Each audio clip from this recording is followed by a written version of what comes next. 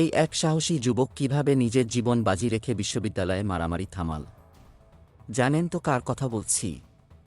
ঢাকা শহরের নীলক্ষেতের এক ভয়ঙ্কর রাত, যেখানে সংঘর্ষের তীব্রতা এমন পর্যায়ে পৌঁছেছিল যে সবকিছু তছনছ হয়ে যাওয়ার মুহূর্তে এক তরুণ নেতৃত্বে উঠে আসেন। কিভাবে? হাসনাত আব্দুল্লাহ নিজের জীবন ঝুঁকির মধ্যে রেখে তিনি শিক্ষার্থীদের শান্ত করতে মাঠে নেমে আসেন।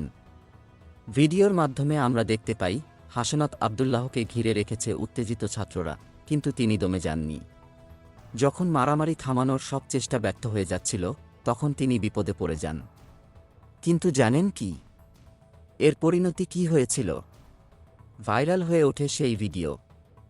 সার্জিস আলম, বৈষম্যবিরোধী আন্দোলনের নেতা, ফেসবুকে লিখেছেন, হাসনাত আব্দুল্লাহ একমাত্র সেই যুবক যে নিজের জীবন ঝুঁকিতে ফেলতে পারে এবং মবের মধ্যে ঢুকে মারামারি থামাতে চায়। আর এটাই তার সাহস।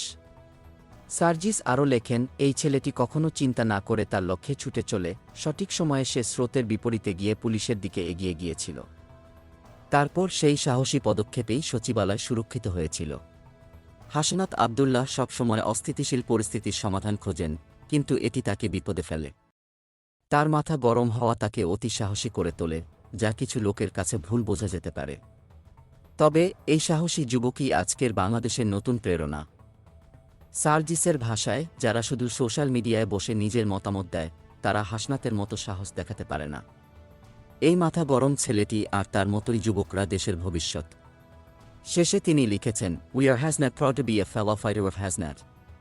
এত কিছু জানার পর আপনিও কি মনে করেন হাসনাত আব্দুল্লাহ আমাদের নতুন বিপ্লবী নায়ক?